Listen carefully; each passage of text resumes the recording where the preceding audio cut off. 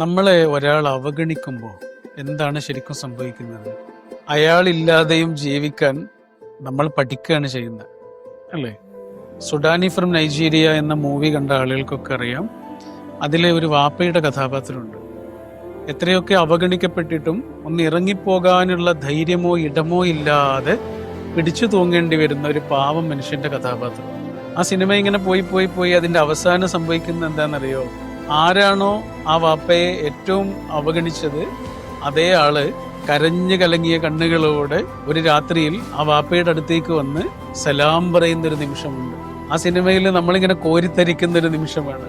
ഇങ്ങനെ ഒരു നിമിഷത്തിന് വേണ്ടിയാണ് അവഗണിക്കപ്പെടുന്ന മുഴുവൻ മനുഷ്യരും കാത്തിരിക്കുന്നത്.